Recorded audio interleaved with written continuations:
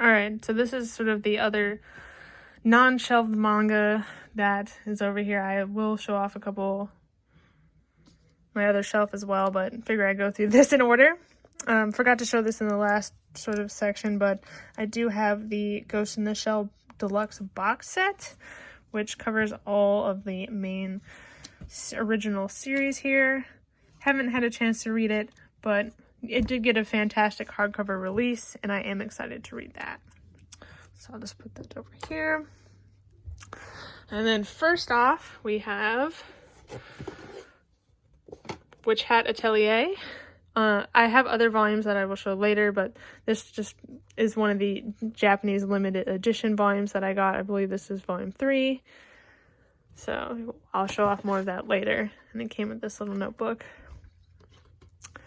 Have a couple anime here. This is the complete Blu-ray version of Fullmetal Alchemist Brotherhood.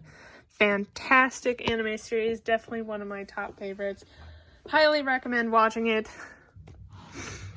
When Marnie was here, haven't had a chance to watch this one, but should be a classic.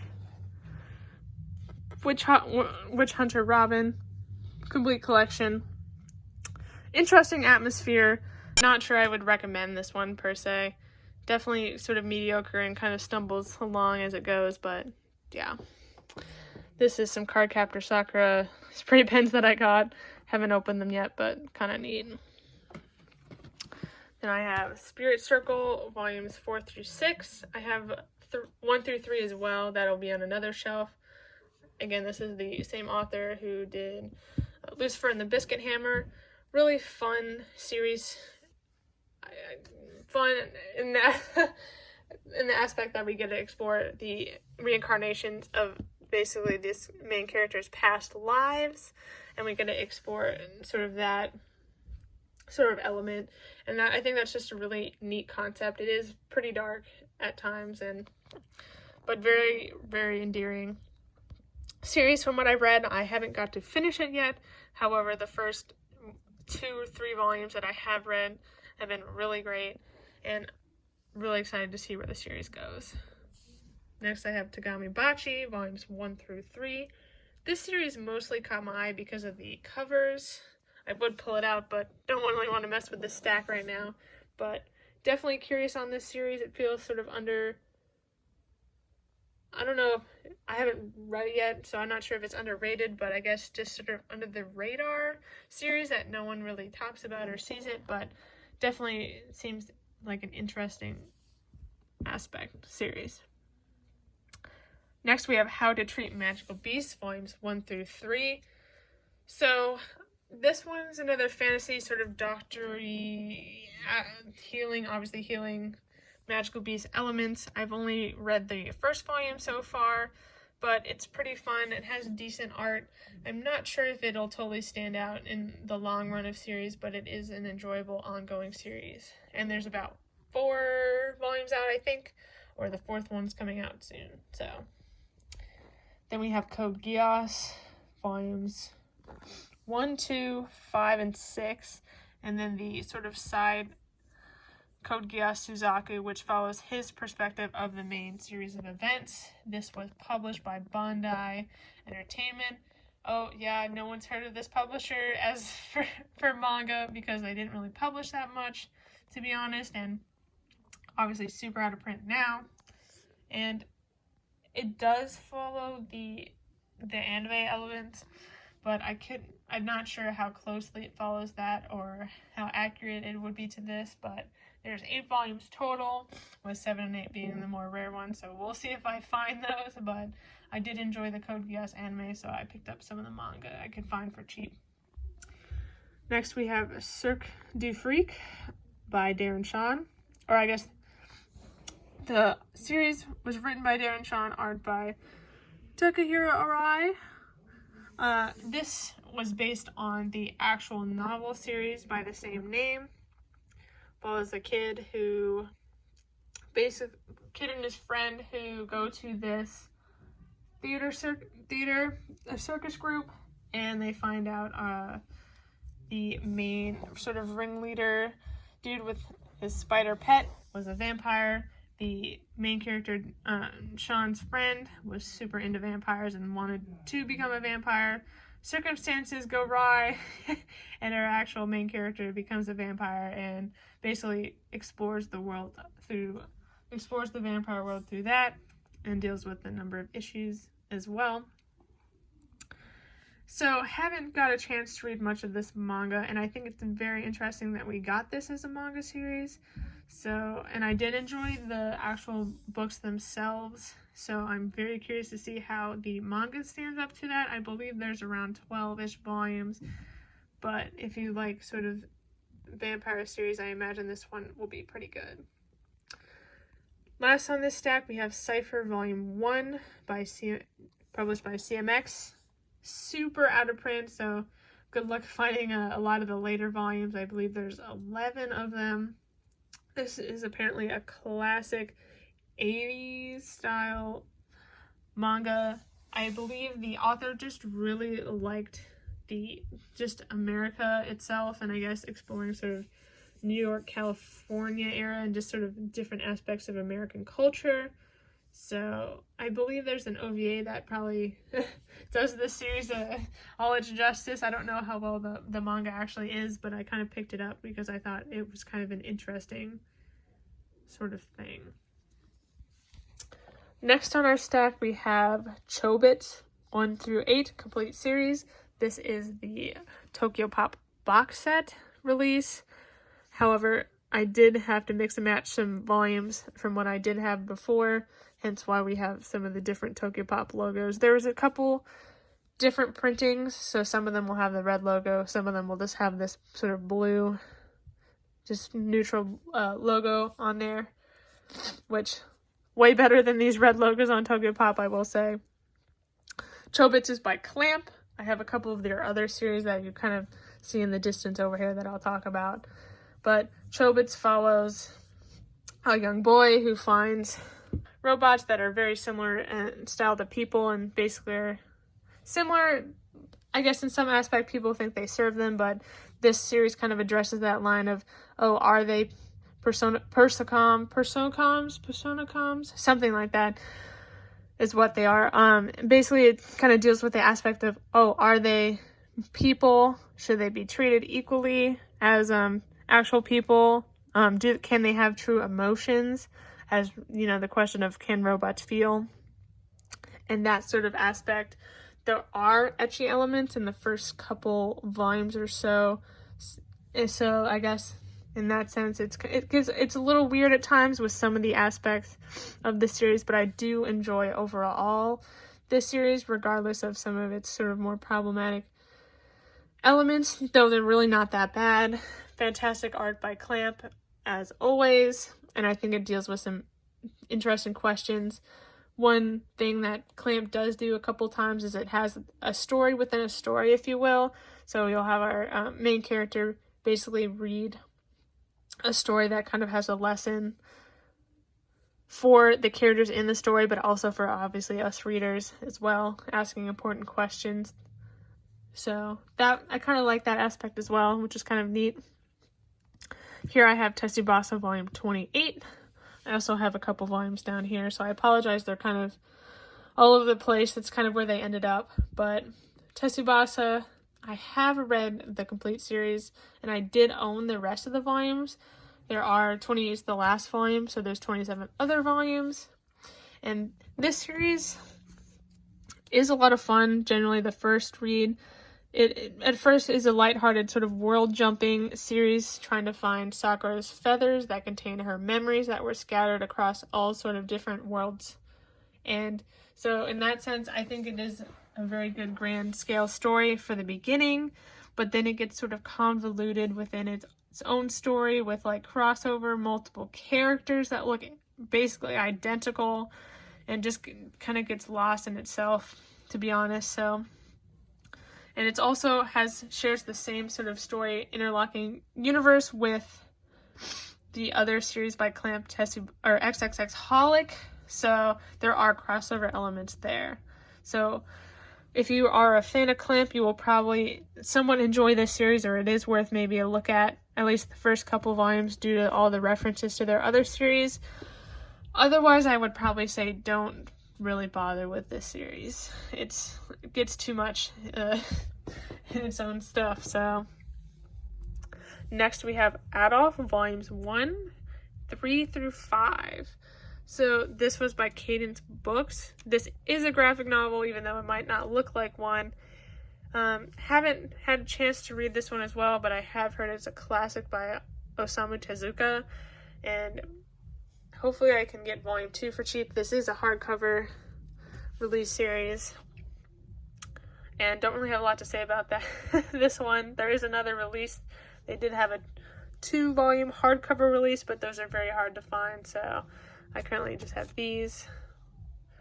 Next I have A Witch Hat Atelier, and this is a Polish release. I had a friend who got me a couple Polish volumes, so this is just the volume 1 of that. Steins Gate Volume 1. Got this in a loot box before, so haven't had the chance to read it yet, but probably not worth your time, given the anime is really solid. And there's also a visual novel as well. Persona 3, Volume 1. Really big fan of Persona 5. I'm hoping to check out Persona 3 and 4 soon. Shoulder a Coffin Kuro, Volumes 1 through 5. So this is a Yen Press series that actually is really has been in publication for quite a while.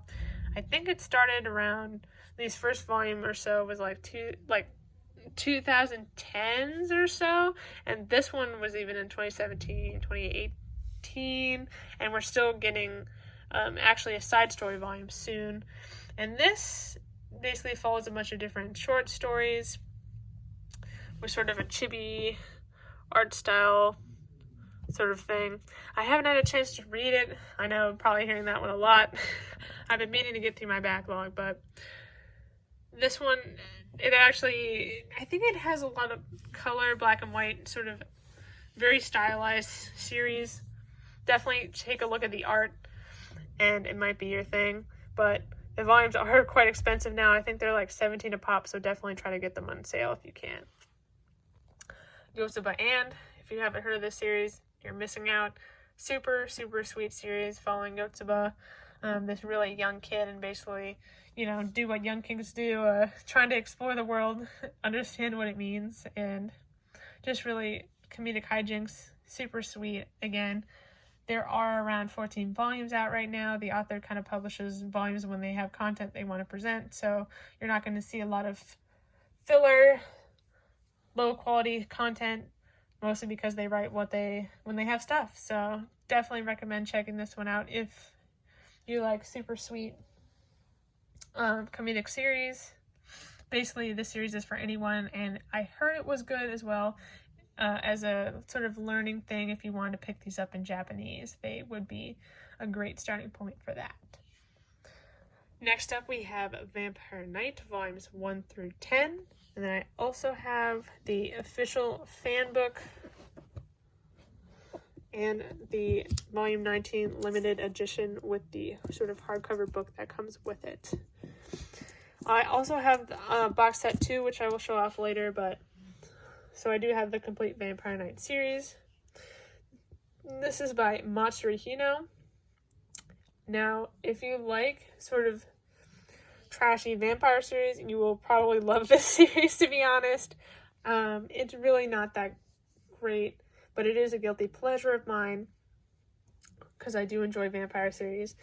The first half or so, it basically revolves around a school that basically has both humans and vampires learning there. It's sort of trying to have this cohabitation, essentially, of the two races, and obviously lots of problems involved with that. And we have our main character, Yuki, who basically lost her memory, so she's trying to figure out sort of what happened back then, but also sort of manage both the human and vampire world. Hot characters, of course, fantastic art. So that's a big draw for this one, but it gets a lot more political in the second half. So I guess if you don't like the sort of school setting vampire melodrama, then maybe you'll like the second half better. But trashy but fun. That's pretty much all I got for that. The last two things on the stack, I have Samurai Champloo volumes 1 and 2 complete. This was just a short version of the anime series. It has exactly the same feel as the anime series, but again, we only have 2 volumes, so there's not really a whole bunch that happens. It's basically just another story similar to what would happen in the anime, so recommend checking out the anime if you get the chance over the manga. And then I also have volume 23 of Black Butler on the bottom here. Alright, following our last sort of stack over here, I have Log Horizon Volume 1 of the light novel. So this I just got cheap as a loot crate volume. It's a lot smaller than the actual general publishing release, but the anime is really fun. It's characters who get stuck in a game world, and basically they try to figure out how they're going to live on there rather than just escape, which I think is a nice change of pace. Then over here, I have Flying Witch Volumes 1, 2, and 4, released by Vertical Comics. Now this is a super sweet, super just calming series following our young witch here, who basically leaves home as part of their sort of initiation, that sort of thing. So she tries to basically improve herself, and they're in the countryside. She's at one of her cousin's house, I believe. And yeah, novice witch Makoto, super sweet, just really calming again series. I think we have some fun characters. You're not here for a bunch of action. It's just a nice calming series. Again, you have some fantasy elements, but a lot of it's just sort of everyday life in the countryside type thing. And I really enjoyed these first 2 volumes that I've read so far, and I'm probably going to pick up some more of these, but really fun series if you like sort of, again, fantasy witch type stories in the countryside. You will definitely enjoy this series. Good slice of life. Next we have Children of the Whales, volumes 1 and 2. And let me just talk about these covers here. Dang, look at that. So nice. Fantastic covers and art as well. Read much of this series, so I can't really speak on that, but we got these really nice Viz Big editions, so I'm hoping to read some of this and figure out if I like it or not. But fantastic release. Alright, Sweetness and Lightning. Continue on to my foodie manga stash. Sweetness and Lightning is just really, I guess the title says it all. You have this young girl and her father who basically doesn't know how to cook, but this young girl does. So they get the help of her to make some simple dishes for their family, and basically they essentially kind of build out their own family through that, basically through learning recipes and basically just enjoying company with each other. Super sweet. I believe there's around 12 volumes, so definitely check that out if you want just sort of a nice, more simpler cooking manga. This one is actually recipes you could use, I believe. I don't know how step by step it goes, but definitely worth a try if you like food manga. I guess I haven't picked up more just because I think it's going to be sort of more of the same type of thing, and I have a couple other food manga that are priority currently, so might pick up more of those later. Next we have Overlord volumes 1 and 3, the manga version. Haven't had a chance to read these either. However, the anime is a lot of fun. I have heard in terms of quality, the light novel is the best format, while the anime and manga kind of cover the same sort of ground. There are a lot of manga volumes of Overlord, and I'm not sure I like the anime enough to pick up a bunch of manga volumes as well. So I might be getting rid of these, but a decent isekai story with very overpowered characters. The one element that I do like of this series is that our main character's an evil villain. He's not really a good guy. Let's just say that. Ainzao Gaon. He's not the good guy, but it is kind of fun to follow sort of a villainy type character at times, so maybe give it a chance. Honey and Clover Volume 1, Haven't really read this one. Apparently a classic, so might read that in the future. Next, I have Kobato, volumes 1 through 6. Not really a well talked about clamp series, but I think it is super sweet. We follow Kobato as she tries to collect basically these little pieces in her jar. So it's just really sweet. She's a little bit of a ditz, but I mean, in an endearing way. So we basically follow her adventures through that and trying to heal people's hearts. And to say more would be spoiling. So maybe give it a try if you like some of the other clamp works. It has amazing artwork. Again, it's focusing more on the comedy elements, although it does have some drama as well later on. But yeah. Next we have Takane and Hana, volumes 1 through 3. This is a newer shoujo series. This one, again, is just all about the comedy. We have Takane, our main male character, super rich and entitled, very arrogant character, and then we have Hana, who happens to substitute in for her sister in sort of a marriage sort of setup meeting, and basically Hana shows her colors and being very sassy and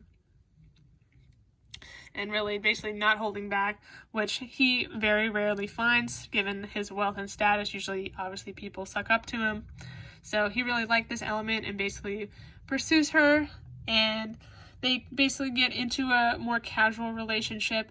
They haven't really done anything like extreme. They've kissed, I think, is the most they've done. So there is an age gap element. Obviously, I think she's like 15 or 16, and our main character's in his 20s, I believe. So he's an older man. So it is a really fun series, and I think it does well balancing so far in terms of like the comedic elements without making it weird, given the sort of age gap, maturity differences. But they kind of learn about each other in the different culture, or I guess basically in their different lives. So it's fun. I'll probably be picking up more, and I believe the series will be done at 16 volumes, or it ending soon for the Japanese release. So it will be sort of manageable to pick up, I think. Next we have Wish, volumes 1 through 4. This is complete. I believe this is one of the earlier clamp works, and this one follows our Angel Kohaku, who basically they go down to the world to find one of the other angels who's mysteriously disappeared. But they find this guy. I forgot his name, but basically Kohaku wants to stay on Earth there, and they kind of figure out sort of what love is and finding other meanings, I guess, purpose in life. Not to say they didn't have an important purpose anyway, but you have angels, demons, and stuff in between throughout this series. So it is a very nice and contained story, especially for clamp works that tend to go overboard in terms of crossovers and incomplete series. So I would recommend this one if you like sort of the angel devil aspect, and again, really nice artwork as well.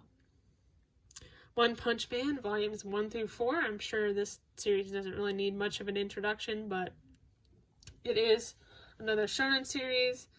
We're following Saitama, who basically becomes a hero for fun, and he's super overpowered, so he finds fighting really boring, so he's always looking for a new challenge or something to better himself, that sort of thing. Amazing art by Murata. Part of the reason why I picked up this series, the creator's actually one who has been writing the story, and this was originally one of his original webcomics, I believe, but has now been very popular now with this new manga adaptation and anime. Definitely give it maybe a try if you're tired of some of the general tropes. And I think this one parodies them very well and is just, again, amazing artwork to watch. One interesting thing you're probably wondering is, why is this volume yellow? It is an alternate cover edition of Volume 1, so that it has a different cover on it. Can't really say too much more because I haven't read too far into it, but it is a fun series for what it is. Next, we have Sleeping Princess in the Demon Castle. Basically, you have this young princess who gets captured, obviously, in the Demon Castle. Big shocker with the name, I know.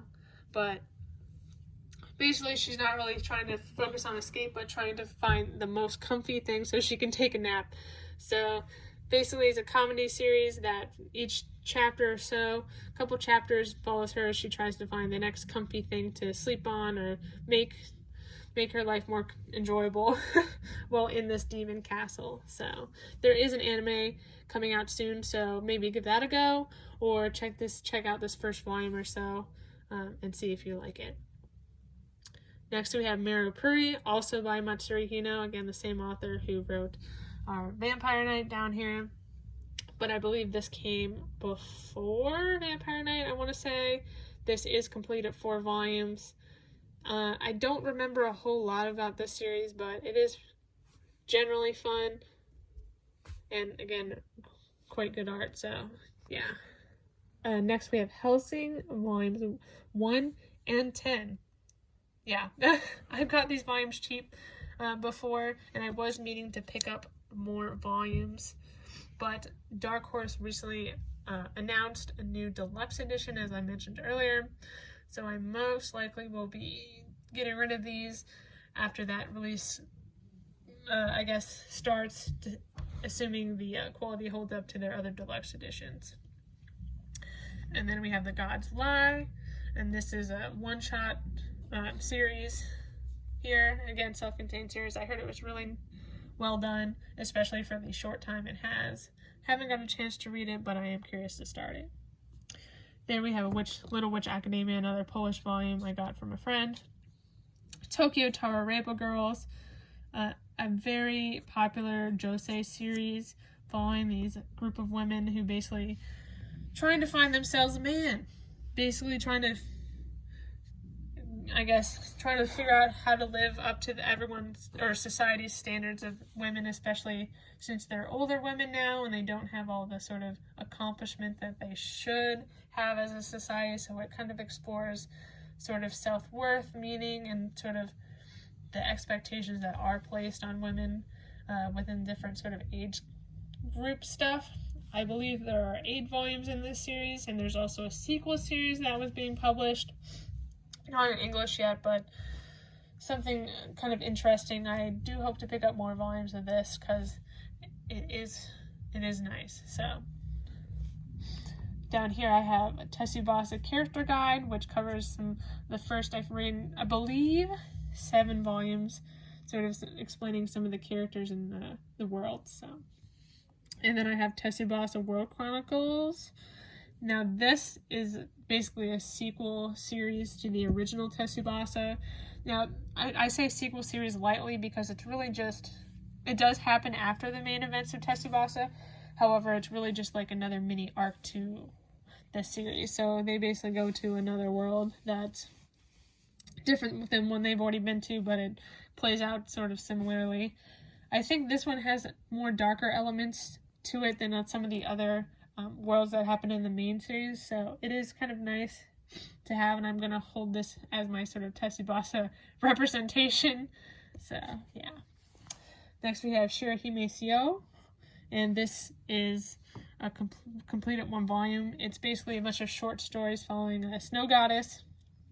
I think this has fantastic art, and I definitely recommend this one to check out as sort of an introduction to some of the clamp art. Ooh, excuse me.